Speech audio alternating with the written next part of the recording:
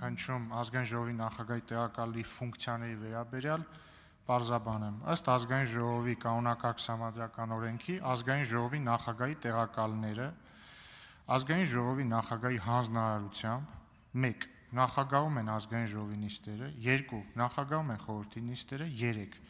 Փոխարինում են ազգային ժողովի նախագահին կամ իրականացնում են ազգային ժողովի բնականոն գործունեության ապահովման ուղղված այլ հանձնարարություններ։ Կրկնում եմ, իրականացնում են ազգային ժողովի բնականոն գործունեության ապահովման ուղղված այլ հանձնարարություններ։ Հետևաբար ես հույս ունեմ, որ արդեն իսկ ընտրված ազգային ժողովի նախագահի տեղակալները եւ տեսականորեն ընտրվելիք նախագահի տեղակալները կիրականացնեն իրենց գործառույթները, հակառակ դեպքում, եթե չեն պատրաստվում իրականացնել, թող հայտնեն, մենք էլ իմանանք ինչ ենք անում։ Այժմ Հայաստան խմբակցության անունից ելույթ կունենա խմբակցության ղեկավար Աննա Գրիգորյանը, համեցեք։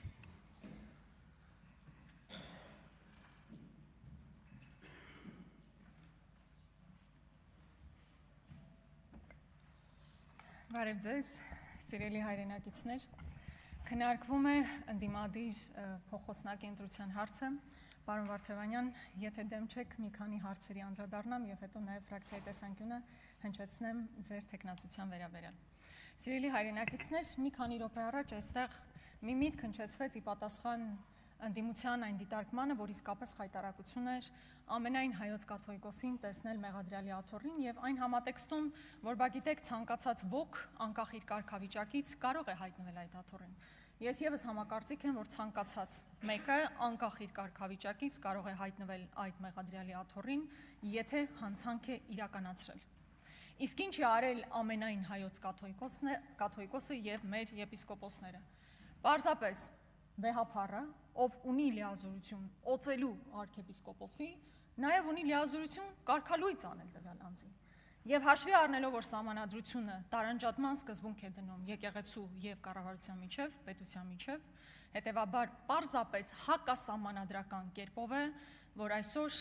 այդ խայտառակ ամոթի տեսարանին մենք ականատես եղանք։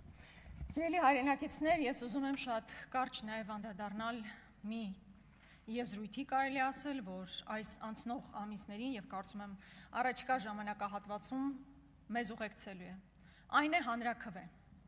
Հայ ժողովուրդը հայտնվել է դրսից պարտադրվող երկու հանրաքվեների արանքում։ Մի դեպքում Ալիևի պարտադրանքով սահմանադրության փոփոխության հարցն է, մյուս դեպքում Ռուսաստանի Դաշնության նախագահի կողմից առաջադրվող կամ պարտադրվող ԵԱՏՄ այս հանրաքվեի պարտադրանքն է։ Եվ սա իսկապես խայտարակություն է, որ մեր հայ ժողովուրդը իր ապագայի մասին քննարկումները պետք է կատարի արտաքին ակտորների, անկախ նրանից թե ովքեր են այդ ակտորները, արտաքին պարտադրանքի ֆոնի ներքո։ Հիմա ինչ վերաբերում է Հայաստանի Հանրապետության սահմանադրության փոփոխությանը, այդ նոր սահմանադրությունը ես առանց վարանելու կկոչեի Ալիևյան սահմանադրություն։ Քննարկվում էր, որ դեռևս մարտին պետք է այն հրապարակվեր, բայց տեսնում ենք, որ մինչև այսօր այն հրապարակված չէ եւ հասկանալի չի, թե ընդհանրապես մենք ինչ հանրաքվեի մասին ենք խոսում, եթե նույնիսկ տեքստը հրապարակված չէ, չնայած եղել են խոստումներ։ Հայաստանի Հանրապետության ժողովուրդը իր ընտրությամբ, ինչքան էլ մենք դեմ լինենք այն արդյունքներին, որոնք ձևավորվել են եւ դրա համար ունենանք համապատասխան փաստեր, հայ ժողովուրդը հավաքական առումով մերժել է այդ սահմանադրության ընտրությունը, չտալով քաղաքական մեծամասնությանը 2/3 մեծամասնություն։ Այսինքն որևէ սահմանադրություն չի կարող դրվել հանրաքվեի, քանի ազգային ժողովի 2/3-ը այն չի հաստատել։ Հետևաբար որևէ նման քննարկում ուղղակի գոյություն ունենալ չի կարող։ Եթե հիմա տարբեր մարդիկ, իրավաբաններ, ոչ իրավաբաններ ասում են, որ պետք է մեխանիզմ մտածել, թե ինչպես կարելի է դա շրջանցել, հետևաբար այդ սահմանադրությունը ոչ միայն ի բնե հակահայկական է, այլ նաև փաստացի հակասահմանադրական։ Հետևաբար այս թեմայով բոլոր քննարկումներն ուղղակի անիմաստ են, բովանդակազուրկ են։ Հաջորդ պարտադրանքը, որ կարելի ասել գոյություն ունի, ԵԱՏՄ հանրաքվեն է։ Նախորդ շաբաթվա վերջին շատ հետաքրքիր մի իրադարձություն է տեղի ունեցել, կարծում եմ շատ քննարկման հնարավորություն չենք ունեցել, որովհետև այլ հարցեր էին քննարկվում։ Մասնավորապես Նիկոլ Փաշինյանը ԵԱՏՄ նիստի ժամանակ կարծում եմ բավականին ռացիոնալ եւ բավականին ճիշտ շեշտադրումներով ելույթ է ունեցել։ Մասնավորապես ինչ է ասել վերջինս։ Ասում է. մենք հասկանում ենք, որ Եվրասիական տնտեսական միությանը եւ Եվրոպական միությանը միաժամանակյա անդամակցությունն անհնար է։ Մի բան, որ մենք ամիսներ շարունակ ասել ենք եւ չգիտես ինչու դա որոշակի հակազդեցություններ առաջացնում քաղաքական մեծամասնության կողմից։ Սակայն նշված օրենքի խոսքը այն օրենքի մասին է, որ այս դահլիճում քննարկվել է process-ի սկսման եւ անդամակցության գործընթացի մեկնարկի վերաբերյալ։ Սակայն նշված օրենքի ընդունման փաստն ինքնին չի նշանակում, որ Հայաստանն այսօր ԵՄ անդամ դառնալու հնարավորություն ունի։ Երբ ապագայում Հայաստանը որակապես պատրաստ լինի ԵՄ-ին անդամակցությանը, դա նույնպես չի նշանակի, որ մեր երկիրն ինքնաբերաբար կդառնա ԵՄ անդամ, չես կարող չհամաձայնել այս ամեն ինչի հետ։ Դրա համար դեռևս անհրաժեշտ կլինի եւ մի քանի գործընթացներ է նշում, որը եւս շատ տրամաբանական է։ Առանց թվարկված փուլերից առնվազն մեծ մասն անցնելու նշված հարցերով հանրաքվեի անցկացումը կլինի բովանդակազուրկ եւ կնշանակի, որ մենք մեր քաղաքացիներից ակնկալում ենք պատասխան մի հարցի, որն այս պահին պարզապես գոյություն չունի։ Այստեղ իհարկե ամեն ինչ շատ ճիշտ է եւ մի նախադասություն էլ ուղղակի դա կնշանակի, որ մենք ակնկալում ենք, որ Հայաստանի քաղաքացիներն ընտրություն կատարեն երկու այլընտրանքների միջև, որոնցից մեկը գոյություն չունի։ Եվ այդ գոյություն չունեցող այլընտրանքը իհարկե ԵՄ անդամակցությունն է։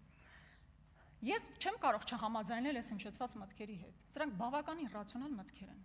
բայց հարց է առաջանում։ Հարց է առաջանում, այդ դեպքում ինչ իմաստ ուներ դեկլարատիվ այն օրենքը,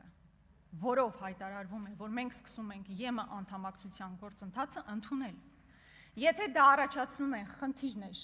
հարցեր եւ չի տալիս լուծումներ, ինչ իմաստ ուներ այդ օրենքի քննարկումը, երբ հիմա Նիկոլ Փաշինյանն ասում է, որ ԵՄ ալտերնատիվ ուղղակի գոյություն չունի։ Այդ դեպքում հարց է առաջանում, թե ինչու է օրինակ Նիկոլ Փաշինյանը կամ միգուցե Արարատ Միրզոյանը գնում Եվրոպական միություն, Բրյուսել եւ ասում մեզ օգնեք, որպեսզի մենք պայքարենք Ռուսաստանից մեր դեմ իրականացվող հիբրիդային պատերազմի դեմ։ Էդ էլ չենք հասկանում։ Կամ այն խոսույթը, որ դուք գիտեք, բա դուք ուզում եք գնա գուբերնիա, վատոնայնությամբ։ Ես կարծում եմ, որ եթե ընկալելի է քաղաքական մեծամասնության համար, որ ԵՄ ալտերնատիվա գոյություն չունի, ԵՄ անդամակցության հեռանկար գոյություն չունի, այդ դեպքում ինչու են ՀՄԵԿ-ի տաղավար հրավիրվում մարդիկ, ովքեր առավոտից երեկո ու մանները առանձնապես չգիտենք էլ։ Առավոտից երեկո խոսում նրա մասին, որ Ռուսաստանը թշնամի է եւ պետք է րոպե առաջ իրանցից պոկվել։ Այսօր փաստացի հազարավոր ընտանիքներ, հազարավոր մարդիկ կքածեն վարկերի տակ միայն ու միայն ձեր վարած քաղաքականության հետևանքով, որը ալտերնատիվա չէ, այսինքն ձեր գոյություն չունեցող ալտերնատիվայի համար այսօր հազարավոր մարդիկ իսկապես տուժում են։ Կարծում եմ առաջիկայում այս հարցերին անդրադառնալու հնարավորություն կունենանք, իսկ հիմա հարգելի պարոն Վարդևանյան։ Պարոն Վարդևանյանը լավ ընկեր է, լավ գործընկեր։ Ես անձամբ եմ տեսել, թե ինչպես է պարոն Վարդևանյանը ոչ միայն քաղաքացիների իրավունքները պաշտպանում, այլ ինչպես է նաև ներկայացնում Հայաստանի Հանրապետության շահը միջազգային տարբեր հարթակներում, մենք անձամբ բազմաթիվ հանդիպումներ ենք ունեցել միջազգային մեր գործընկերների հետ, որտեղ աներկբայորեն ես կարող եմ պնդել, որ լավագույնս մեր պետական եւ ազգային շահը ներկայացվել է պարոն Վարդևանյանի կողմից։ Ես շատ ցավում եմ, որ այս նախագահությունում երկրորդ արդեն ազգային ժողովն է, որ կին ներկայացուցիչ չի ունենա, սա շատ ցավալի արձանագրում է, բայց պարոն Վարդևանյան մի քանի բան կուզենայի ասել։ Ես շատ կուզենայի, որ դուք լինեիք ոչ միայն ուժեղ Հայաստան կամ խորհրդարանական ընդդիմության ներկայացուցիչը նախագահությունում, այլ ձեր խոսքով եւ կեցվածքով ներկայացնեիք յուրաքանչյուր ընդդիմադիր քաղաքացու։ Երկրորդը, Հայաստանի Հանրապետության ազգային ժողովը կազմված է 105 պատգամավորներից եւ 104-ն են, որ գտնվում են ազգային ժողովի դահլիճում։ Մեր գործընկեր Արտուր Սարգսյանը բացակայում է ոչ իր կամքով։ Ես կուզենայի, որ դուք նախաձեռնեիք մի գործընթաց, որի արդյունքում մեր գործընկերոջ իրավունքները կվերականգնվեին։ Սա որպես առաջարկ, եւ նաեւ մեր, քանի որ հիմնական խնդիրներից մեկը նաեւ Բաքվում պահվող մեր ռազմագերիների, մեր հայրենակիցների հարցն է, բավականին հաճախ հատկապես Ռուբեն Վարդանյանի կինը նամակներ է հղում, ասելով, որպեսզի կարողանան որոշակի կոմունիկացիա ապահովել Բաքվի գնալու կամ որոշակի հարթակում քննարկում անցկացնելու մասով։ Ազգային ժողովը մեծ իրականում գործառույթներ չունի ազգային ժողովի փոխնախագահան, բայց իր կարգավիճակով կարող է անել ավելին, քան մեզանից յուրաքանչյուրը, այս առումով կցանկանայի, որպեսզի եւս ձեր ուշադրությունը հրավիրեի։ Հայաստան դաշինքը բնականաբար իր ամբողջ կազմով, բացի Արտուր Սարգսյանից ցավոքով այստեղ ներկա չէ, ներկա լիներ երկու հատ պտիչկա կդներ, ամբողջ կազմով կողմ է քվեարկելու Արամ Վարդևանյանի տեխնատությանը, ես ձեզ հաջողություն եմ մաղթում։ Ուժեղ Հայաստան խմբակցության անունից ելույթ կունենա խմբակցության ղեկավար Նարեկ Կարապետյանը։